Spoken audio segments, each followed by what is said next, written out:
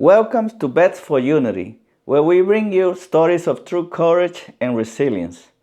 Today we are honored to have Jana L. Jenkins, an extraordinary woman who lived through one of the darkest chapters in modern history, communist Czechoslovakia. Jana's story begins in Prague, a city that, like much of her homeland, fell under the iron grip of Soviet communism after 1948. Growing up in a system of fear, scarcity, and repression, her escape to Germany with her children and ultimately to America is a story of survival and triumph. Her powerful book, Breaking Through the Iron Curtain, sheds light on the personal toll of living under such a regime. But as we listen to Jana's story, we must also see the warning it holds for us today. Around the world and even in our own country, we are witnessing the dangerous rise of socialist and communist ideologies. In particular, radical professors at many universities are brainwashing our youth, shaping their minds towards these failed systems. We cannot afford to lose our youth and therefore our future to these ideologies. Jana's story is not just a historical account, but a reminder to remain vigilant. Her experience shows us the danger of government control, censorship, and the suppression of individuals' freedom. Things we must safeguard here in America. Jana, thank you for being here with me to share your bravery, to share your story. And the people may want to know why we're sitting with you. And I have to say that I saw part of your story, or heard part of your story at church, where you were sharing some of your life, part of your life, and how it kind of resembles some things here in America. And it touched me, and I asked you if you could do this interview for me. So thank you. Thank you for being here with me today. You're welcome. Great. So, Jana, you came from Prague, or you escaped from Prague, which was part of Czech Republic. Is that correct? Today is Czech Republic. Today is Czech Republic. Okay.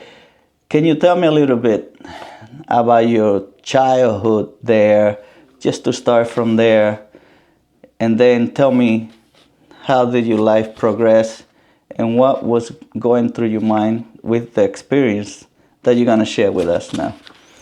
Well, I was born in 1942, so I lived for all of my life there under the communism. And I know what it is because I lived it. I know the indoctrination we were exposed to in the school, all throughout my school years over there.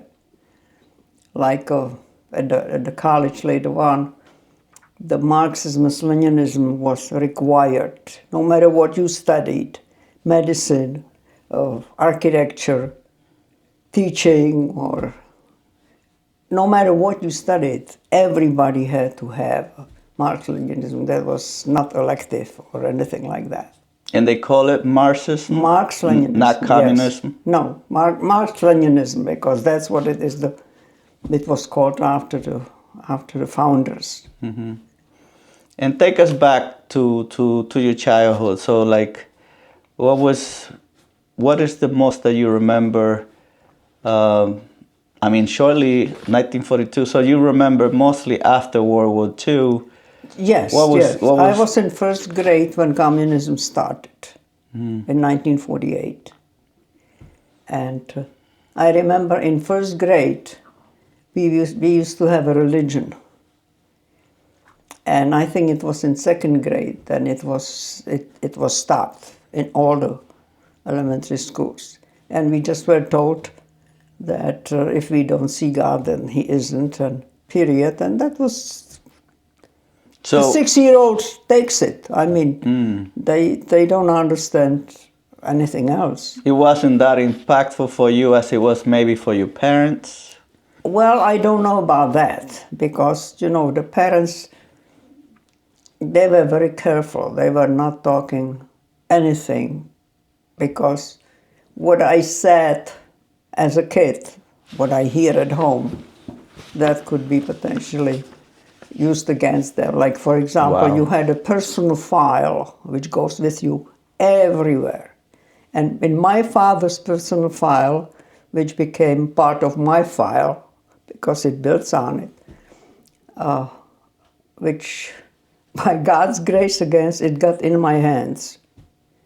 And it changed my life because I made it disappear. But in that file was thing like, your 6-year-old daughter laughed at the national hymn. And that was a negative. That these kind of little things, or she didn't say hello to what we consider The national- spies, Okay. people who were making actually living by spying on people and saying, they So they would spy on children. yeah, on anything. Wow. They were collecting information which was negative, and these informations were becoming part of that file. So do you remember how everyone felt? Nerves, like everybody felt scared because of the situation of spies. They took away God. I mean, what was the reaction to that? Did anybody even talk to you about that? No. They were afraid to talk about Yeah, it. they were afraid to talk about it. Wow. And what was the religion that Mostly that was official religion because we came from Austria-Hungary Empire, which broke up in, I think it was 1921 actually, and we broke off from them. So it was the Catholic religion. So I Okay. got baptized as a baby. Okay. And it was mostly traditional customs were kept. And how did can you tell me about some of the events that marked your life that you remember most about living in Prague during that time? I remember that there were youth organization for kids to become communists. And I remember in my file, when I was applying for college, it didn't really matter if you take. They let you take the exam. It didn't matter if you pass. In the file which got in my hands later on, it was, she is not a member of the communist youth. In a red letter at the top of it. Why would that be? What? Why wouldn't they let you be part of the Because I communist? didn't want to be. That was a rebellion on my Oh, part. you knew, you expressed Yes. at a young age. You actually. I don't think I was ever attracted to the crowd. So And something I felt it didn't feel right. I couldn't really express it. So you knew there was something wrong with the system, but even though there might be. I cannot say I knew that at the first grade. I just knew something. You do hear things. They were these trials, mock trials, which we heard about. We didn't know what it was. But as you got older, Then you try to put it together. Yes. So tell me about your teenage years. Well, because of most of the kids were in this communist youth, I spent quite a bit of time alone because they had all kinds of activities, which I liked the activities, I just didn't like what came with it. And why do you feel, were all the kids the same? Did you have anybody that thought the same way you did? I had some close friends, Actually, one friend which passed not too long ago, I had from my dearest friend from the kindergarten. That was very, very good friend. And she helped me a lot throughout the years. Even after I left, she helped my mom and my dad. Okay, so was So there a it's- lot of lecturing about anti-rich people? Oh, certainly. This is the rule of the working class. They don't want rich people. They do, and nobody is rich. No, everybody pretty much earns the same thing, which has some benefits to it. You know, you don't choose profession based on how much money you make. Doctor has the same, like somebody in the factory, actually person in the factory which work by the pieces, they could make more money because there was a norm, let's say 100 pieces, and if he or she made 110 pieces, they got paid. The same. No, they got paid 100 pieces was the same, and they got paid by piece. So they got actually paid more, but doctor got the same money. So people who did go to medical profession, they really wanted to be that. wanted to be, or they had a good political background. Okay. And I mean, they had to have both. but can you tell me a little bit, like, what were some consequences that you know that people suffer, or that was never told? They did this in the dark. Like, if somebody spoke against the government, Though nobody spoke against the government, there were consequences. there were consequences. There were political prisoners who were sentenced to Iranian mines, which we had quite a large supply. I don't know where it is now, but that was one of the attractions why Soviet Union wanted us so badly. And what was the as far as food, were your parents able to give you 3 meals, 2 meals? No, we per had day? at the beginning we had the tickets for the sugar and flour and for person. So family of 4, they got 4 deals. Family of 3 or 1 person. Sounds similar to what I seeing in documentaries in Cuba. You know, Yes, that's people probably will be getting the same, certain yes, amount. It's really sad. Thanks. Did they give enough for the family? Or was there malnutrition? Was there poverty? I think it was really tough for my mother. It was really tough. What was some of the hardest time? Well, there was a money change in 1953, I believe, which effectively cancelled all the money which people potentially could have. I remember it personally affected my savings when I was 10 years old, so I remember that. So the money you had was gone. And, you know, I didn't have much. I had 200. Yeah, but the people, the adults. Yes. People. If people did have money, that was gone. So that leveled everybody. Was that on purpose from the government? Oh, sure. To drop Everything is on purpose. to drop everybody to the same level. So it wasn't an economic collapse.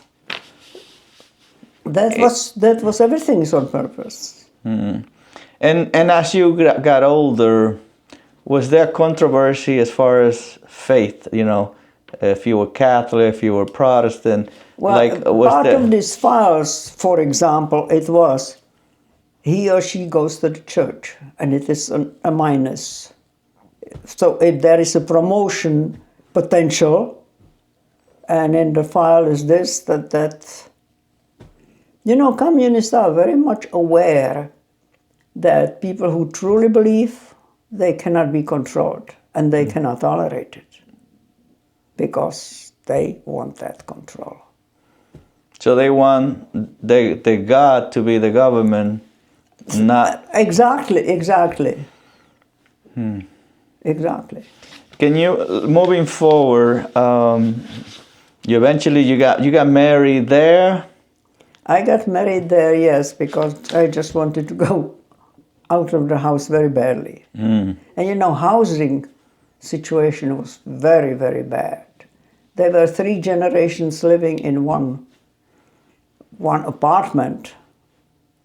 3 generations. And they were,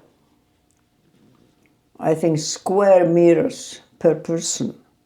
So if you had 3 rooms, they just would come and take it and move you somewhere. Wow. That was very, very bad. I got married because I wanted the kids really badly. I was just going to prove to my mother that I can be a better parent than she was. So you were not really in love?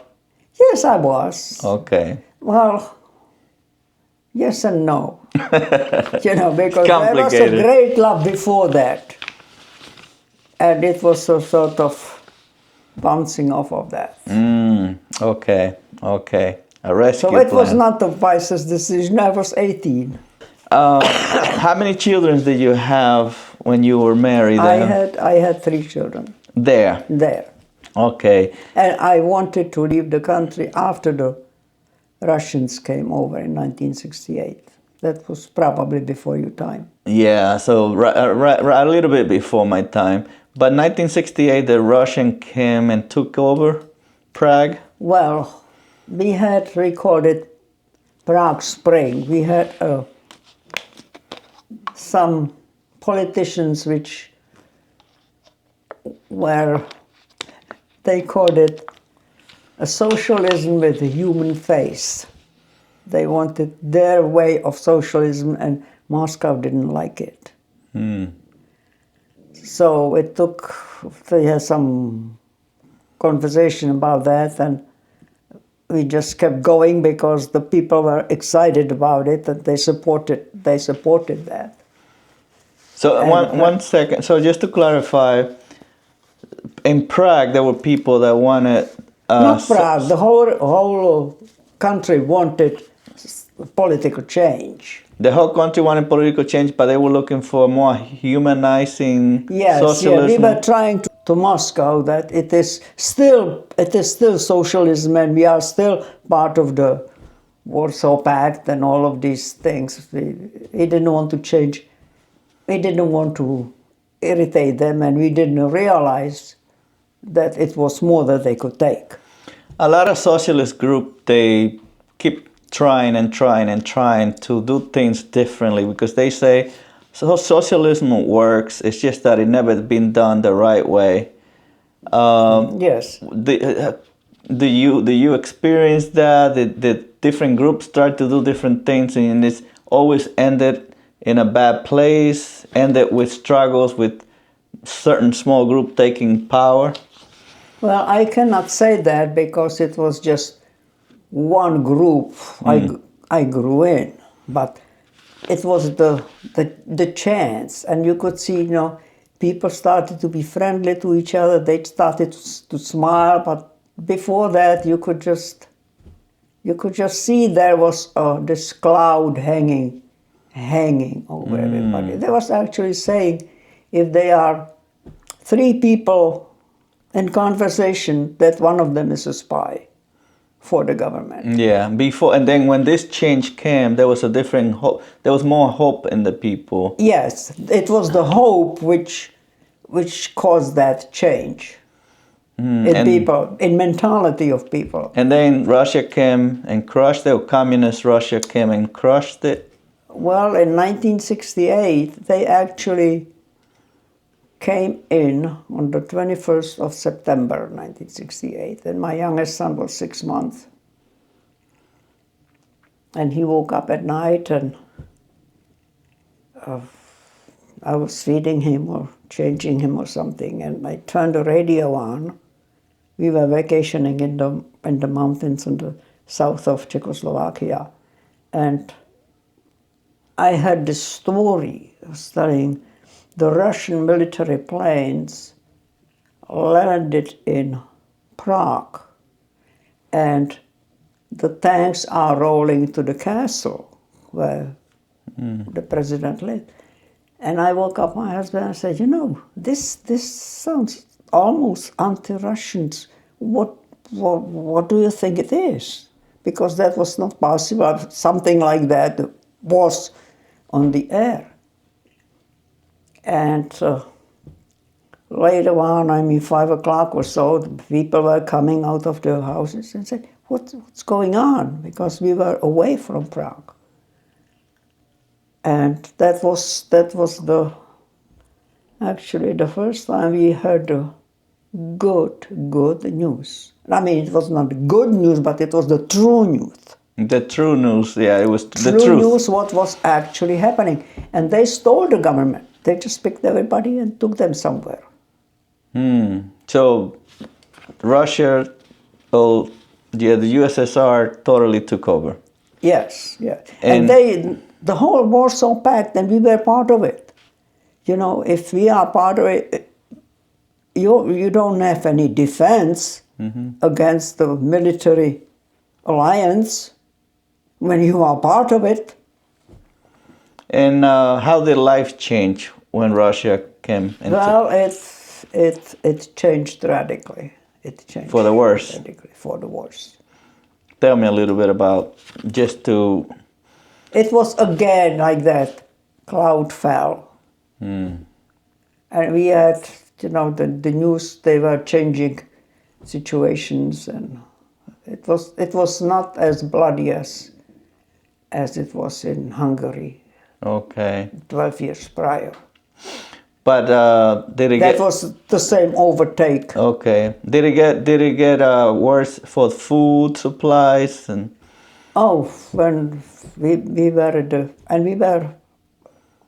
about to return to Prague. We lived in Prague and visiting grandpa for vacation because John was supposed to go to first grade. That was my oldest, and I didn't know any better, and I tried not to spoil the food, so we were pretty much running down because we were to leave in a day or two. And I didn't have anything. They said, don't move, don't go anywhere, because we are in the mountains, and it was probably East German troops in that part of the country. We were not allowed to go into the woods. And we were warned not to go in the woods. And so I went to the store at 8 o'clock in the morning, and there was nothing there. Just couple bottles of bleach. Nothing. And that was awakening for me. Because some people were older and they were wiser, and they foresaw what may happen. And lucky enough, my youngest had a prescription for the children's milk, which was you got this only in the pharmacy. So we at least had a milk. And then the lady across the street, she had a big garden. And as I was coming home with the kids, we just chat over the fence now and then. And I just was crying, and she said, why are you crying? I said, I really don't have enough for kids to eat. And there's nothing. And she said, she just gave me something for some vegetables and something like that. And so the Russian came 1968. What happened? What was going on that and tell me about your escape, what made you escape and how did you do it? Don't you think that was enough to make you escape? But we cannot travel. Especially we cannot travel to the West. That was the Iron Curtain. But what I know, everything was, of course, the whole life was bad, but was there something that happened that say enough is enough, we had to escape, And do you have any idea how to do it? No, I didn't. I just said, I don't want to raise my kids in it. I just don't want it. And my husband, you know, he wasn't a bad man, but he just couldn't make a decision. And one day he said yes, and one day he said no, and one day he said yes, and one day he said and it just drives me crazy. I'd rather make a bad decision and live with it than to be hanging in the middle of that. That's how I perceive. So, and the borders were closed, and I started to investigate it. You had to have a permission to go visit some relative, and that relative had to be first category. I had my sister married in Germany. So she was first category relative to me. But she is not first category relative to my kids or to my husband. So this way, no whole family, there are always hostages behind. Wow. But anyway, at that time, the people were still helping each other. I said, you know, I am going to ask for the permission to go out. And that permission was given for 3 months only, for a certain amount of time, like 2 weeks or something like that. And in Czechoslovakia at that time, you had your underage kids under 15, they were written in your passport. So they were written in my passport and they were written in my husband's passport. And I had to have a specific permission for kids. I can show it to you. I have my passport here. And it does say, it says, permission is given to this person plus 3 kids, or it was crossed off. And at that time, I got that permission, and it gave me temporary peace of mind that I took it as a way out. I wasn't cornered, completely cornered. But to clarify, they gave you permission to go with your children Yes, with to my children, Germany. To visit my sister, right. You couldn't say, I want to go. I want to go live in somewhere. Yeah. So, but normally, how do you get past the fact that they were not first line relative to your sister? Well, you could get permission, but on the strictest rule, it was only, and besides, you know, the husband was still behind. That they always hold somebody. So what was in your mind, even though your husband was staying behind? You knew and he knew that you were not coming back, or? No, it was God's interference, and I could not dream it up. My husband was really world-class expert on gypsies. And National Geographic got the idea to study gypsies in Eastern Europe. So they connected with my husband that he would like him to be a tour guide through the gypsies in Eastern Europe. And he worked for, he was a linguist, and Czech Academy of Science and Culture, they decided that would be good propaganda for Czech Republic. So they said, oh yes, you go with them. And National Geographic made an article about it. And somebody in Ohio State University invited him to lecture for this kind of, I guess they thought it would be attractive for 1970 spring. That's how God had got him out of the way. Wow. Because he would never go along with my plan. I mean, the plan was developing as... Did he leave before you, or did you? No. I had a friend whose son was working for Secret Service. And she is the only person who knew what I was doing. My parents didn't know. Nobody knew. I didn't talk to anybody. But anyway, this permission for kids, I got them twice, and then it was cancelled. And when I went to the office, I said, why did you cancel it? I had it twice, and we are all here. And that woman told me, the children belongs to state. And in my mind, I said, lady, you just made my decision. I am going to get them out. No matter what it would take, I will get them out. So have you heard that before, that the children belong to the government or the state? I mean, yeah, sure. But when she told you that, you kind of she just put it in the focus. Mm-hmm.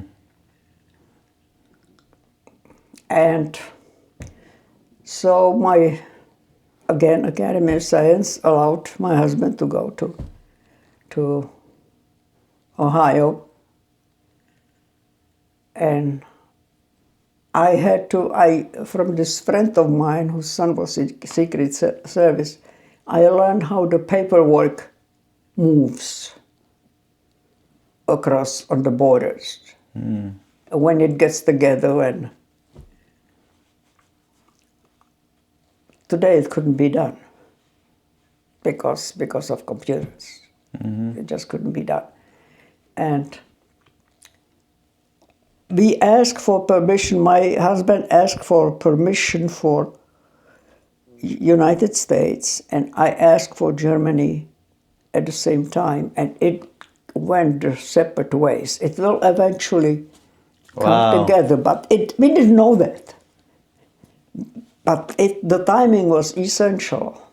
And that was when they did not give me the permission for the kids, because I am the only one who is first category. So I could go and they couldn't. So I had to falsify the passport, which that is an actual crime. Yeah, in any country. You would have got in big trouble there. You better believe it. Even people who knew that somebody was leaving, they got into trouble. Because people were leaving in droves, and it was relatively easy right after the takeover. In '68, it was relatively easy. But by the end of the year, they closed the border. They closed it. So it was interesting. But when did you leave with? I went with my husband to the airport, being a perfect wife. And we left the next day. And that night, I falsified the passport. So fast? One night? It had to be, because you couldn't just say, I lost my passport. I mean, I have a sister in Germany that immediately is assumption that I have given that passport, which could be used against the country.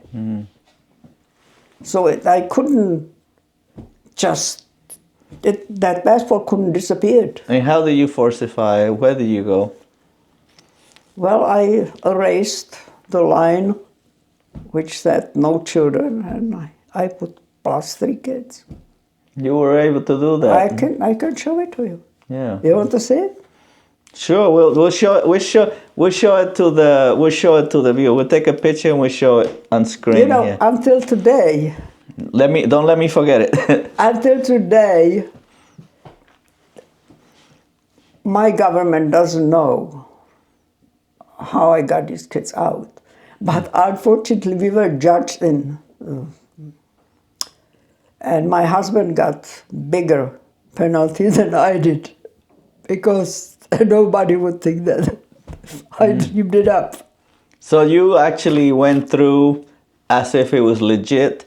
Nothing happened. That was the biggest performance which I did on that train. I had to go by train, because there were 2 passports control at the airport.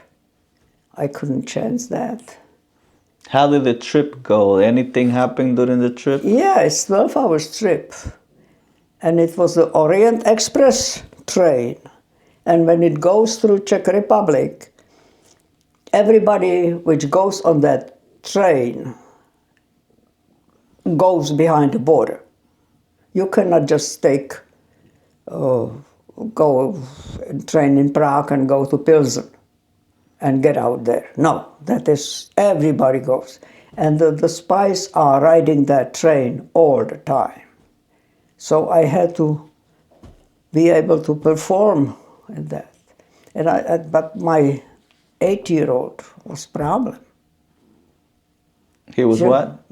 I had an 8-year-old at that time. Mm-hmm. And I had to... He couldn't just say, Daddy is not home. He didn't know where he was. I made sure, I told him, it's not good to say that you're going to the United States. They don't need to say that. They don't need to know it. And he was traveling quite a bit around with the gypsies. And so they didn't know, but, people can get out of the kids all kinds of stuff. Mm-hmm. Yeah. So you were prepared. You never told them that the father was here. I didn't tell him, but I thought I had to tell him something. And my friend, the only one who knew that, went with me to the train. And she took the other kids, and I told to John. I said, John, you cannot talk about Dad, about nothing. I will tell you, if somebody asks you, where are you going? You say you go visit Grandma, because that is sort of iffy. We want the kids who have grandparents behind the border potentially inherited the money, because that goes into the state coffin. Mm-hmm. And you will not talk about anything, and I will tell you where your dad is when we get there. And it's a lie. He knows that Grandma was not there. I told him it's a lie. I said, and I will go to prison if you won't be able to do it. Mm-hmm. Did he come to a point where it was scary during the trip? It was scary all the time. It was scary all the time, 12 hours, because these spies are there. You never know who is there with you. But did they pressure you? Did anything happen that pressure you during the No, ride? I just played. I just was such an actor. They should give me Oscar for that. I mean, it's a live performance. I mean, if your life depends on it. But you had a lot of bravery to pull this off. I had it took everything that I had in me. I mean, it really took. And what was the welcome to your sister? She didn't know that either. Oh, she didn't know? She didn't know. You couldn't. I talked with her the night before on the phone. She called. And you have to be very careful, because all phones were recorded between. You have to be very careful just not to say, we are coming. It had to be all singular. I am coming, I see you tomorrow. You just cannot make that error. Mm-hmm. So it was quite stressful. And how was it when you came to her? So when we came to Mainz, I said, I'm not going back. That's all I said. And what was the situation with your sister in Germany?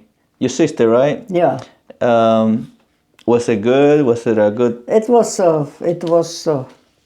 not the best. But she could help you. Without her, we wouldn't be here.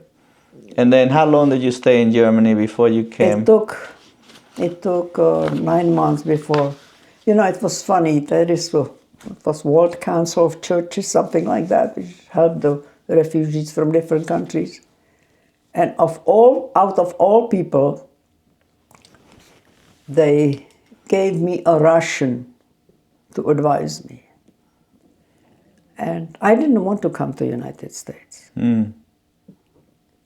I really didn't. I wanted to go to Canada or Australia. And she said one thing, she was very kind. She said, you know, your husband is presently in United States. United States will take you. It will give you asylum. They didn't meet the quota yet, or whatever she said. United States will take you. And from United States, you can go anywhere in the world. I said, okay. Ironic that a Russian gave you the... I just wanted, you know, Germans were very good to me, really good to me. And it would be easier to stay there because somewhat I did speaking of German, and after 9 months I could communicate. They were very nice to me. But it was too close to Russian. So your language was close to Germany, that you learned it fast? So? Well, I learned German in school, so it helped. I couldn't say good morning when I came to the United States. I just couldn't. Okay. So when you take a freedom of speech, it wasn't applicable to me. I couldn't say anything to anybody who didn't speak Czech. Yeah. And so when you came to New York or different? I came to New York, yes. Okay, and what was your first impression when you came here with your children? I know there was I know struggles. I was lost. I know I was lost.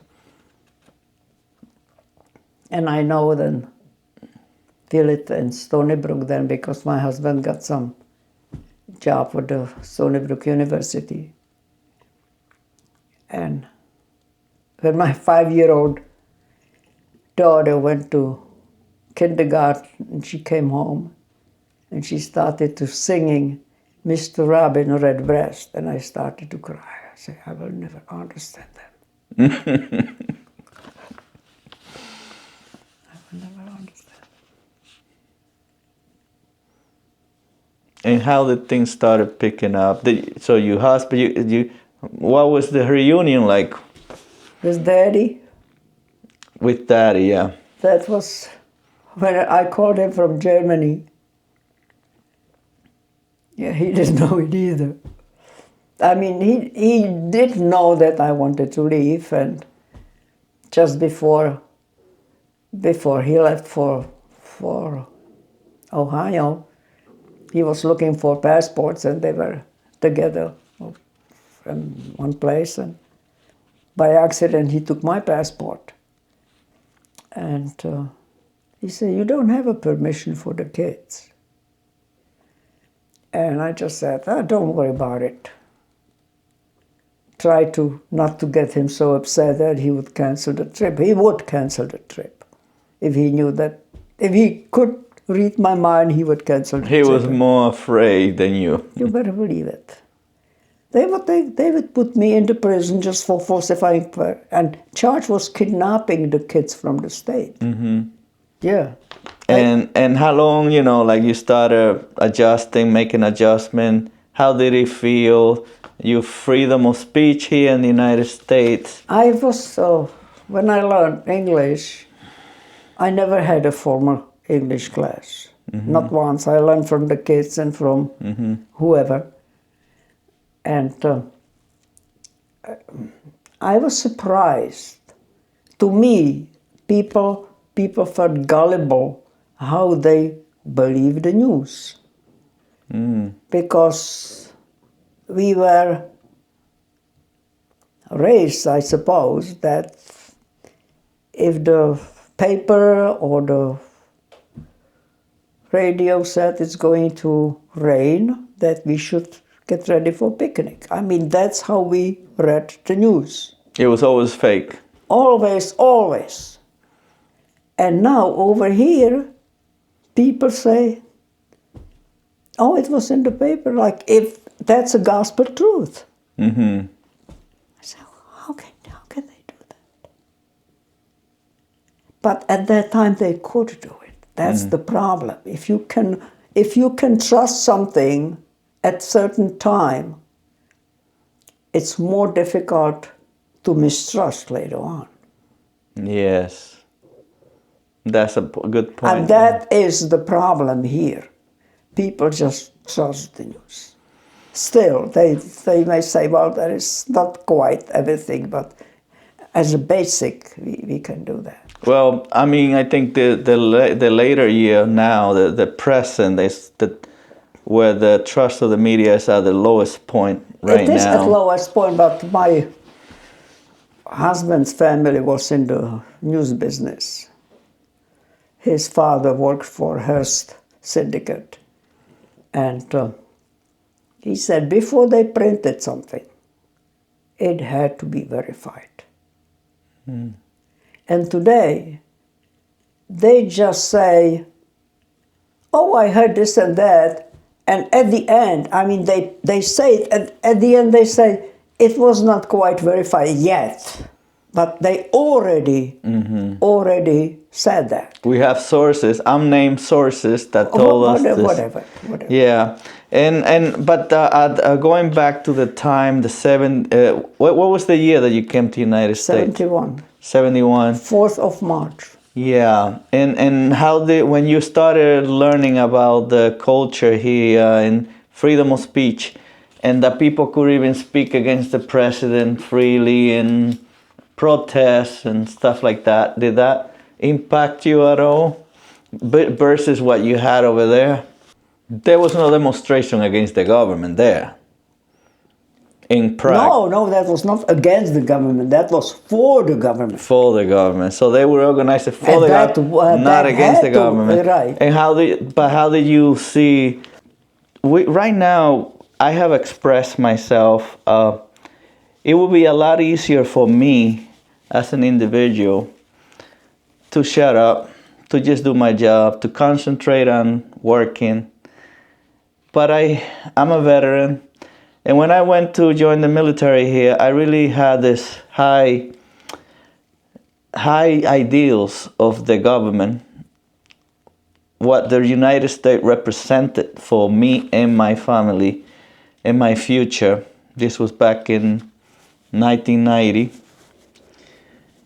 And I was so proud to serve because I guess I drank the Kool-Aid, like they say, about the freedom of speech, freedom of religion, what this country represented as an icon of hope for everybody else, a beacon of liberty, right? But right now, the last decade or so, I have started to fear for the future of this country. Not for your kids. And my children. For me, I'm 51 and I'm fairly young, but I'm worried about my children. Do you see signs, and this is why I wanted to have you, to talk about your experience there in communist country. What do you see happening in the United States the last decade or so to now? Do you have any fear? You know, as you said, and for myself, I really don't care. I don't need to care. I am so close to the end that no matter what. But I do have grandkids, and I feel because I lived what it is, that you don't want it for your kids. You don't want... You know, it's interesting, and just recently it came to me, when you look at the first chapter of Genesis, when God created the world, every group of animals, birds and fish, everything was spoken into. Everything was spoken. And only man was made by God's hand. Only man. And man is original. He made only one. And each of us is original. And there is a destruction to make of that originality of a man, to respect the man for who he is. I don't mean just man and woman to be politically correct. For who it is, and it just makes everything level and commercially made, like a factory made. And even that evolution theory, it robs us of that potential respect for human being. Because every human being, it's different if God is your creator, or if you came from some kind of, that makes, they say we are all the same. But what they mean is not the way. We are on the same level, but we are not the same. Yeah, I think we have to respect, and that is clear. With the sex, what they are doing with that smorgasbord of the sex, that's unbelievable. What is your main concern? Is there any reflection from what's starting to happen here? This move towards the left, towards socialism. The Democratic Party, I'll be frank, a lot of people don't even know that the left is Democrat, especially in the Latino community. A lot of people don't even know what the left or the right is, or the Democratic Party. A lot of people think that when they vote against the Democratic Party, they're voting against democracy. Because I think the name alone implies democracy. But right now, I feel that the Democratic Party is pushing, or is being pushed or used as a vehicle to take us to the left, to the socialist side. That's my opinion from everything that I see.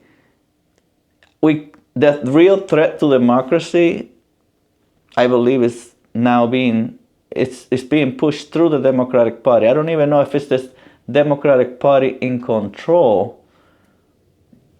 I don't know if it's a globalist movement that's controlling. We really don't know who is in control, to be honest. Do you worry? So. Are you worried about that? Do you see that? I do see that, yes. I do see that. I see other things which many people are not aware of it. There is a change of meaning of the words. And people don't know the meanings of the words, real meaning. What was democracy 50 years ago is not the same thing. I think good illustration is I don't know if you remember that word, English word gay. 50 years ago, it meant something completely different. Completely different. And that happens with any word. The language continuously develops. And it changes, slightly changes. And I think there is another problem too, which I think people have been taught and accepted generally, that what is legal is right. And that is not true. And that's why LGB, whatever, they push for that legal status because it gives them feeling that they are right. My concern with that movement so much is more like the intrusiveness. There's so much in your face. There's so much call me by I want you to call me. Don't call me he or she, call me they or whatever. Pronouns. Well, it's pushing. And there seems to be a big money behind it. There's money behind everything. But are you worried about the bigger picture thing? Because I think everything is wrapped together. I mean, some people, like there's a political analyst, a political scientist called Agustin Laje, very famous in the Latino community. He's saying a lot that all this movement about abortion, LGBTQ, is all wrapped together by also like an environmental movement too.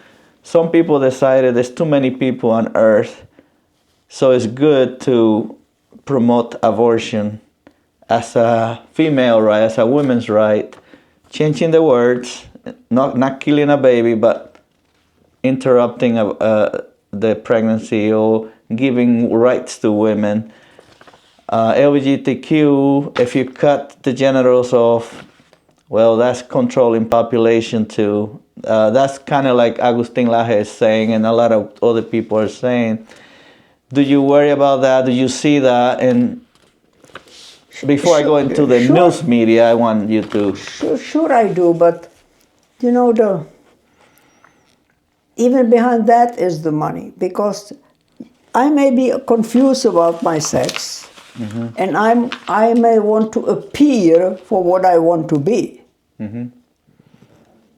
But it is the doctor who does the surgery, who knows that every cell of your body has that DNA information of what you are.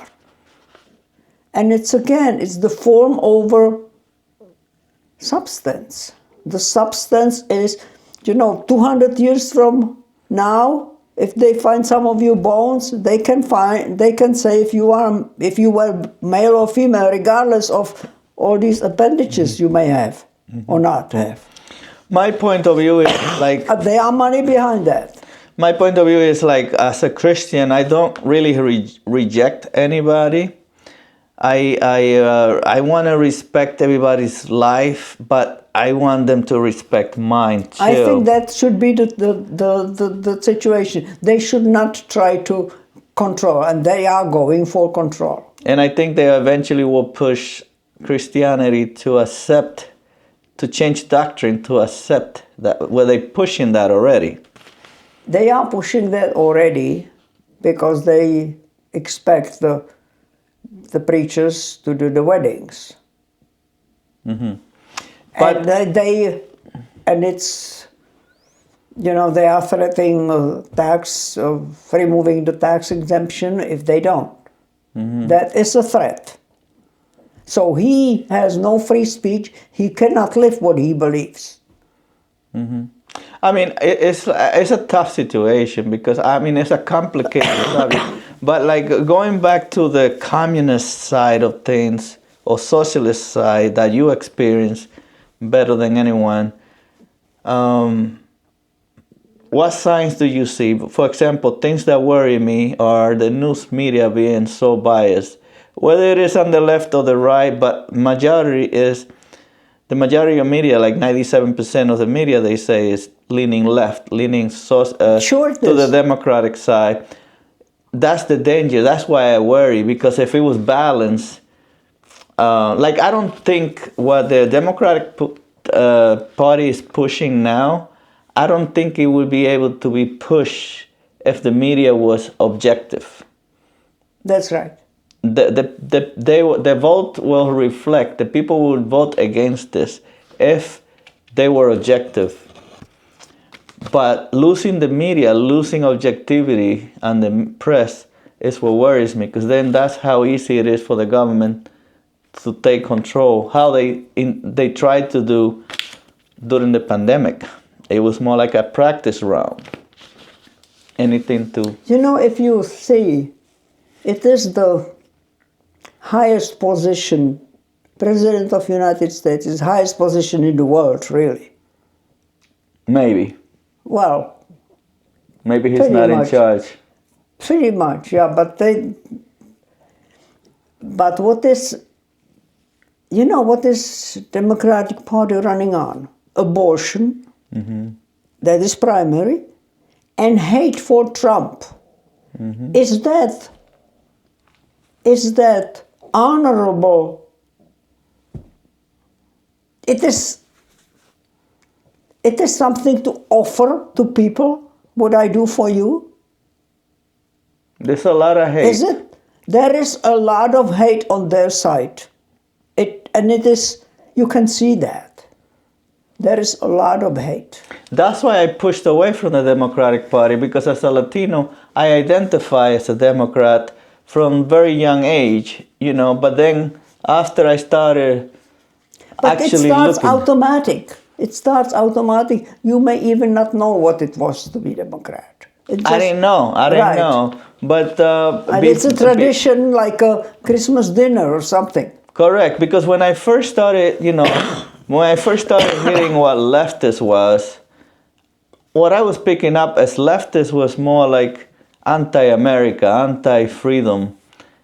And then I found out, oh, well, the Democratic Party is on the left, but so I was wrong, like they're not anti-America, they can't be.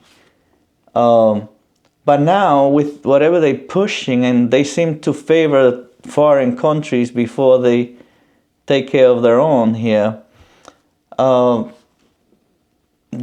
we see a lot of anti-Israel protests in college, and like the young people are learning to go pro-Hamas, pro-terrorist,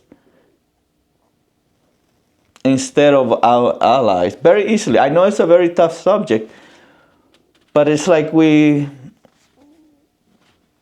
it's easy to find someone hate the American flag in college nowadays. The American flag is hate for some people. It represents hate for Americans. I'm Dominican descent. I'm from the Dominican Republic. For me to find Dominicans that have hate for the Dominican flag, I don't think you find very many Dominicans that will have hate towards the Dominican flag. But it's so common here in America right now. They actually had videos where they did tests in college, like Berkeley, and people were more angry at the American flag than they were at the ISIS flag when ISIS was happening in the Middle East.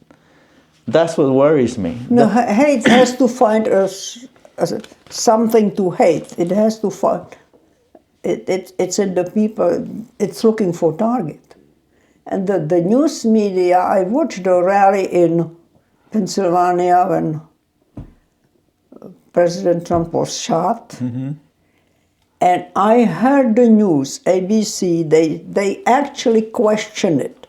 They said when he looked up, and thank God he had a crepe on his face, because otherwise they would dismiss it. Even then they said, we really don't know. They said, and this is called, that he was shot, he could have got hurt by the Secret Service as they have pushed him down. Yeah. They heard, we did hear the shots, even before we know that. And they never apologize. No, and when you watch the real stuff, and then they explain to you what they want you to believe that you watched. The question. Do you see a lot of people that come from North Korea, Venezuela, China, and they like what they see here? They say they see signs. What the Democratic and the government is starting to do, they see it as signs of how it started over there, how the government started taking control. Like during the pandemic, you couldn't speak against the vaccine. Right. During the pandemic, we had a situation where they would censor you if you go against certain things without saying the name. Or if you say anything against it, you will be censored. Your video will be shut down. Do you see any danger to that? To censor freedom of speech? Oh, certainly. Look how they are treating for the same crime, how they are, crime, quote unquote, how they are treating Biden and Trump with the files. Mm-hmm, mm-hmm. When President had a right to these files, while Vice President didn't. Mm-hmm. Yeah, we definitely see that. And the Trump, I don't think there was ever American president in the last 8 years who was so many times attacked on so many different levels. Mm-hmm. I don't think too many people could take it. I could not handle it. I couldn't either. And he did a lot in these 4 years, he did a lot for us. And unfortunately for Democratic Party, people still remember that gas was much cheaper. If you look what you can buy for $100 today and what you could buy $100, people still remember that. The media never gave him credit for anything. They never gave him credit for nothing. He stopped ISIS when Obama was just letting it spread like wildfire. And he had no wars. He had no war. And also he had the Russian collusion investigation for 3 years, which later was found. It was started by Hillary. Phony.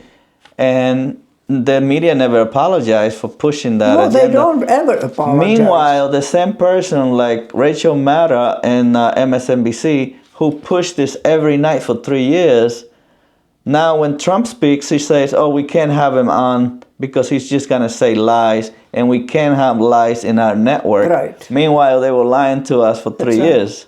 You really wonder, these newspapers, people, they know they are lying. They must know they are not idiots. How they can live with themselves? And why not care? It's just the money, and it's the job. They are protecting the jobs and all of these things and their lifestyles. They don't care anything for the people. Trump didn't take any salary when he was president. No. So he saved, what, 200, 300,000? 400,000 a year, at least. Well, at least, if nothing else. But he doesn't need that. He has the beautiful mansions and he has all the money he could never spend. do you feel that the elections on November 5th will be fair? Do you trust the result? Is there any signs of concern? Do you notice anything that worry you? Well, personally, a couple of years ago, I got election ticket, which listed me as a Democrat. And I am neither party. And then about 3 weeks later, I got another ticket, and which said, it may be that he mistakenly recorded you as a Democrat. I know that people are getting I think it's horrendous that we don't have to identify ourselves at the election. I agree with you. Absolutely, there is no other country who does that. Even in communist countries, when we did have an election, which was 99% something, always for communists, that you cannot get 99% of people agree on anything.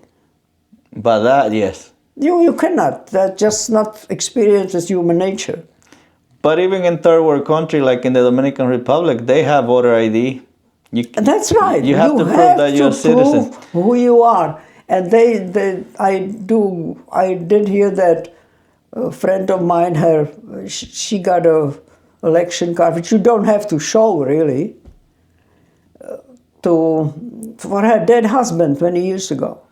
He died 20 years ago. But there's also it's not that it's so easy to register to vote. I know I was registering my cousin on the DMV website a few years back, and all I had to do was say that he was a citizen to help him out, right? They didn't ask him to prove it, and he registered to vote. But meanwhile, he was not registered on Social Security as a citizen yet, because you have to go to Social Security to show your naturalization certificate for them to have you as a citizen. But you're still able to register to vote, and there's nothing in the system that can disprove it. In New York, I work in insurance. In New York, they ask you at the beginning if you are a citizen or a legal resident or in process. And yet at the very end, even though you answer I'm only a legal resident, they still ask you if you want to register to vote at the end. So they leave it open for fraud. They want you to even make a mistake and register even if you're not a citizen. Because someone might do it even because... That's one reason why the border is open. Yes. Because people would be grateful to whoever they opened the border. Correct. They even have people with tax ID only, not legal resident even, who registered to vote. There was over 3,000 votes. And And the Department of Justice does not want to, they actually suing the state that brought it up. So the system is made for innocent mistakes. When I voted in 2020, they had Democrats, Republicans, and conservatives. A lot of people vote conservative because they want to go beyond Republicans, but they put Democrats on the conservative lines.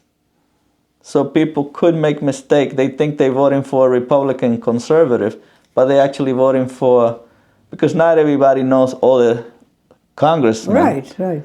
So they have a system that is made to gain vote. And I don't trust the system. No, because I don't either. the United States system is the easiest of all to cheat. 20 years ago, I didn't think that. But now it's evident. Now you're wiser, see. What can be done about that? I don't know. I just saw a movie. I saw actually two movies in a couple of weeks, and none for years before that. One was the Reagan. I saw that too. That was a very good movie. Very good movie. And then I saw Vindicating Trump. I saw that too. And they mentioned that.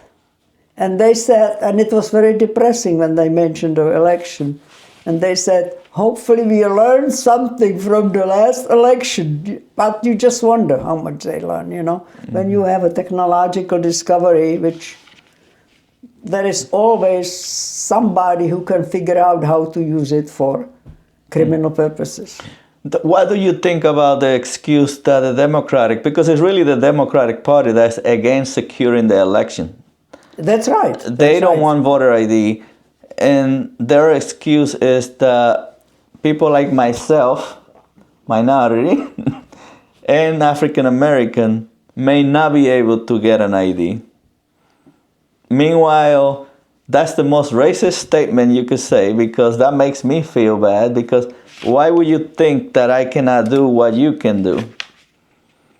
You know, so they being racist in their excuse not to have voter ID. But when you ask African American or Latinos, they always tell you, I have an ID. I have several IDs in my pocket. And how hard would it be if the government says, now everybody can get a free ID. All we have to do is prove that you are a citizen. And if you already register as a citizen, you will have that ID. If you're in Social Security as a citizen, you will get that ID. If you are not marked as a citizen in Social Security, you could just bring your naturalization certificate and you'll get one. How hard would that be? No, you're right. You know, when I came here, I had all I got was really green card, which gave me a right to work. And I had a right to pay taxes. That's what I didn't get anything else. So you were not eligible to vote, but yet you had... I was not eligible to vote for 5 years. But you had a driver's license. I had a driver's license. Could be used as an ID, but I don't remember that. Because I see this, a lot of Republicans and Democrats, politicians, they talk about illegal and citizens. They forget about the middle part, legal resident. Legal resident, I was a legal resident of New York in 1992. And I was able to join the military. Oh yeah, everybody can join the military, I think. Not illegals, but legal residents. So my point is... Illegals cannot join the military? Only limited occasion when they are granted. Okay, like for example in the Philippines, they were granting people a resident to come and serve in the Navy. And after 12 years, they could become citizens. Mm-hmm. But the point is that if you're a legal resident, you could definitely fake yourself into a citizen anywhere because you have everything. You have license, you working, you have all kinds of IDs. So the point is that it has to be an ID, like in the Dominican Republic, that the government checks that you are a citizen and then they give you that. Right. So it's gonna be. I don't have faith, and unfortunately is that I don't know why the media is okay with half the country not trusting the election, and if you talk about that, they censor you. So we're gonna wrap it up, but so I want you to just tell me what would be your message, going back to your experience in a communist country. What would be your message to America that think that maybe that they are thinking, the young people who are thinking about socialism, and they feel they fall in love with it, with the idea, because as young people we all like the idea, the theory, but then it doesn't work. Yes. What would be? What do you do when it doesn't work? It is not that you can change after 4 years. No. You don't change it. It stays that way. It stays. That's the problem, you know. There are some things which teenagers can try and they get another start and can try something else. But once you are in it and it takes over, it has an impact on the whole world. And you know, now I believe, I really believe God got me through that, through my life. I believe they are signs. They are attempt on Trump's life twice, and he's still there. With a Is twist. there a reason? Only with a twist. Is there a reason? Yeah. God has plans for him. And I do believe that God will, that he has everything under control. Unfortunately, this may be the battle we may lose. Ultimately, the war he will win, but we may live at the time that... That's a good point, because I do say that as a Christian, I feel relaxed, because I know God is in control. That's right. And you know, he may for example, weather. When God gave us the globe, the earth, he didn't give us the control of the weather. Mm-hmm. And if he did, we wouldn't be here anymore. Because somebody would starve somebody, whoever, enemy. Mm-hmm. And the weather is very interesting. But we think we can control the temperature. And it doesn't seem to be so significant. There were changes, temperature changes before men showed up on the planet. Mm-hmm. But you know, there is a saying that for evil to win is enough if good man does nothing. Mm-hmm. And that is, we do have a tendency to do nothing if we get frustrated or if we don't like either party. There are other criteria we have to look at. Not if I like this guy or that guy. I really don't know what is there. I don't know enough of Camilla, what is there to like about her, really. And you know, the abortion, which is the platform, and I understand it appeals to young people, but over 90% of abortions are for convenience and comfort. Mm-hmm. They are not because somebody was raped. No. Or because of some disease. That was always taken care of. But it's an excuse. It is, and they call it women's health now. Mm-hmm. They are getting away from, you know, somewhere in Ezekiel, when God is talking to Ezekiel and tell him to take this message, which is not pleasant message for the people, to people, he said, if you will not give it to them, their blood is on your hands. But if you do give it to them and they will reject it, it is on their hands.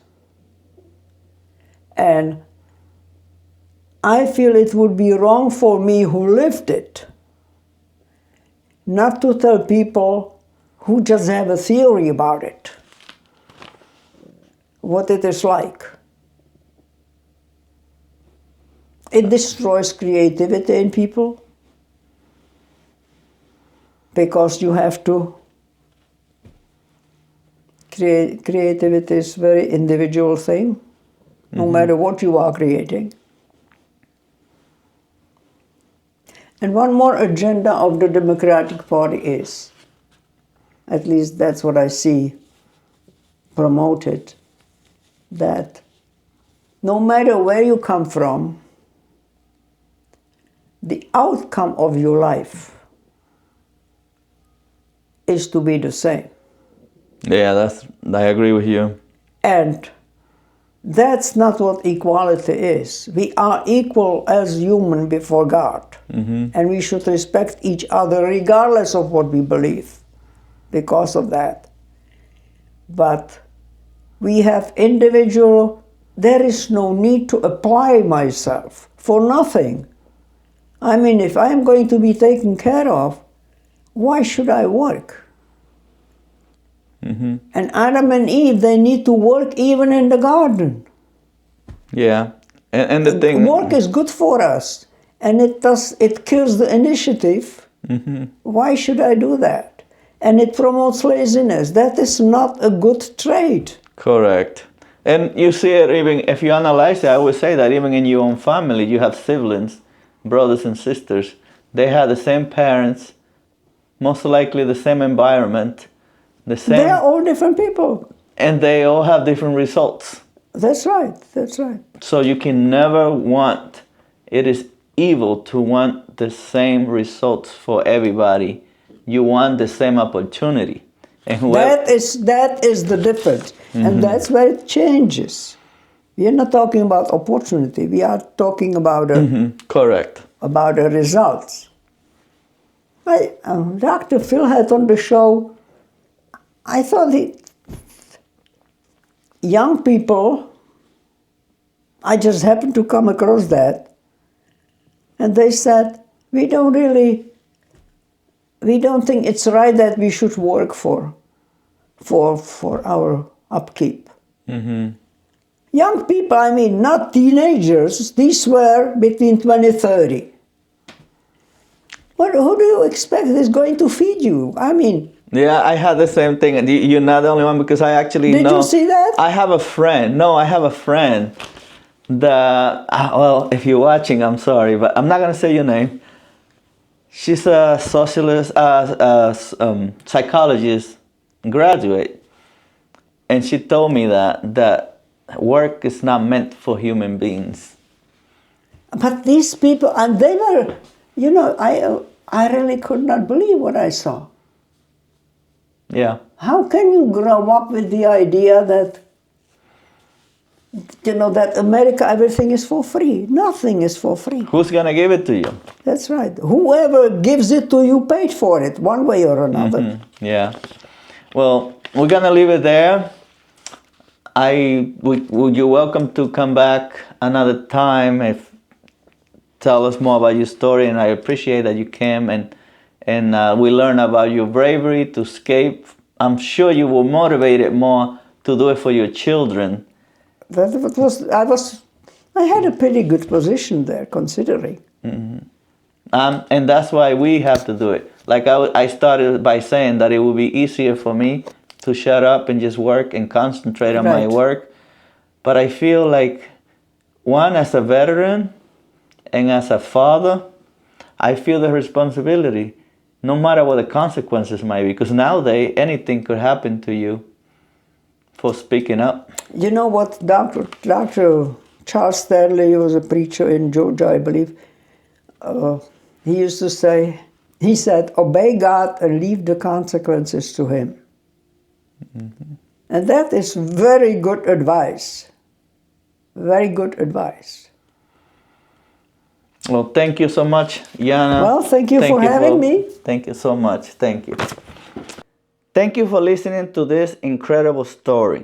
If you found value in this content, we invite you to like and share this video. Don't forget to subscribe to Bets for Unity to stay updated on our upcoming interviews and discussions on important topics that shape our future. Together, we can preserve the freedom and values we hold dear.